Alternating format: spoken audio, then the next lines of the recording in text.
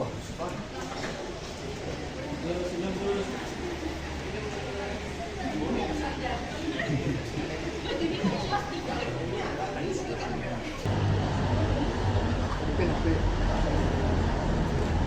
kamu diam situ aja dari tadi. Nggak ada.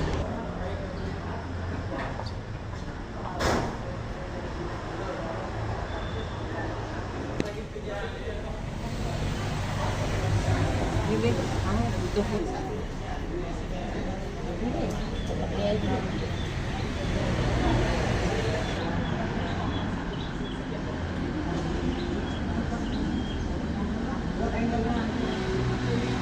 Udah stempel kaki.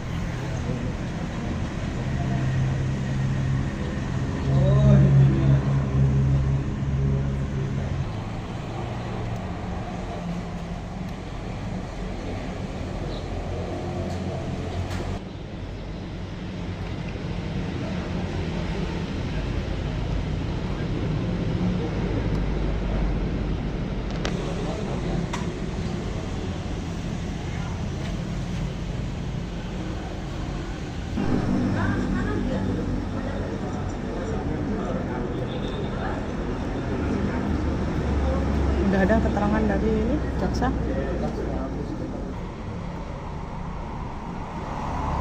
Iya kan nggak ada bedanya.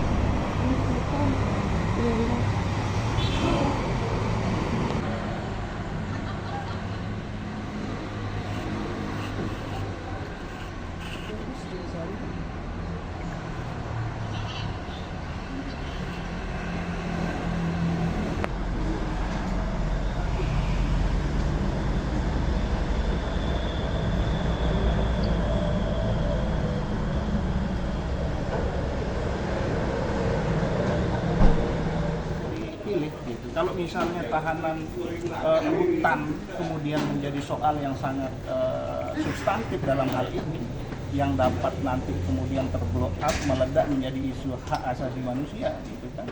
Kenapa kemudian kita tidak memilih jenis penahanan yang lain, seperti tahanan kota? Kalau misalnya tahanan kota masih ragu, tahanan rumah bagus ya.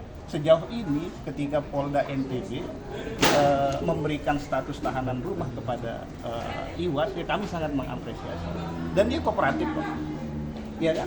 Berdasarkan KUHP, indikasinya seorang ini harus dilakukan penahanan, ya kan? Karena dia dikhawatirkan melarikan diri. Ya kan? Kemudian merusak barang bukti atau menghilangkan barang bukti. Tidak kooperatif. Ya kan? Itu indikator hukumnya gitu. Dan selama dia dilakukan penahanan rumah, Agus ini tidak pernah tidak kooperatif. Setiap panggilan dia hadir, bahkan sebelum jam yang ditentukan oleh Polda dia hadir. Pada prinsipnya kami apresiasi Polda NTB ya, yang sudah melakukan tahanan rumah terhadap Agus. Nah kemudian ini saya khawatir ya, bukan gimana-gimana, karena pelaku ini penyandang disabilitas, harus dilakukan perhatian khusus. Jangan kemudian ujuk-ujuk tanpa dasar yang jelas kemudian bertahan untuk melakukan tahanan rutan terhadap yang bersangkutan. Lihat sendiri tadi Agus teriak-teriak. Kenapa dia nangis? Dampak psikologis. Itu kenapa Agus tadi sampai histeris di Iya, dalam? tadi saya sampaikan bahwa Agus ini membayangkan dirinya, ya pertama bahwa dia dari sejak lahir kemudian dengan usianya yang sampai dengan saat ini ya, yang melakukan untuk melayani kebutuhan yang sifatnya prinsip adalah ibunya. Ya, seperti dia makan, minum, mandi, buang air kecil, buang air besar dan hal-hal yang sifat prinsip lainnya itu ibunya. Ya, dan kemudian dia berpikir bagaimana saya nanti di sana. Ya kan? Dan kita berbicara masalah kenyamanan juga. Oke, Agus ini terduga pelaku ya. Tapi kita harus tetap melihat bahwa belum tentu juga nanti bersalah berdasarkan putusan pengadilan. Selain itu ada hak-hak juga bagi penyandang disabilitas yang harus diperhatikan. Saya melihat dari sejak awal sampai dengan saat ini, ketika ada isu kemudian dia mau dilakukan penahanan rutan, tidak ada assessment yang sifatnya spesifik, ya, komprehensif dan terbuka terhadap Agus atau Iwan. Itu yang bikin dia tadi histeris. Iya, enggak ada itu. Kalau misalnya mau assessment ya, yang bersangkutan ya, masa mau tanya orang lain? Ya kan? Harus tanya ke Agus dong. Dia dibawa ke sana dulu misalnya untuk melihat seperti apa. Harus ditanya dulu tenaga pendampingnya seperti apa dan kebutuhannya apa saja. Ini harus diakses. Sehingga dia bilang nanti kalau misalnya nanti saya di sana depresi apa segala macam, kemudian dia membenturkan diri atau bunuh diri, ya kan?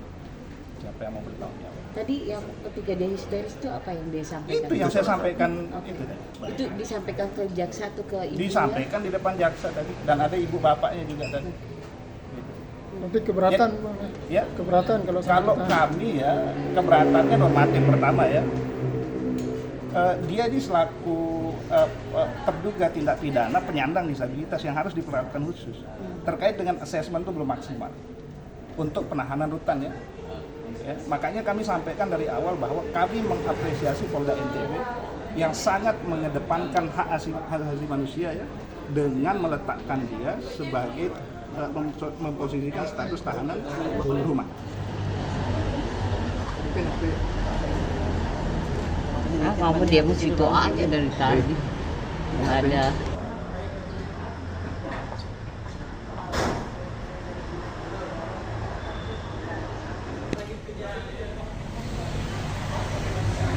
Ini kamu butuh.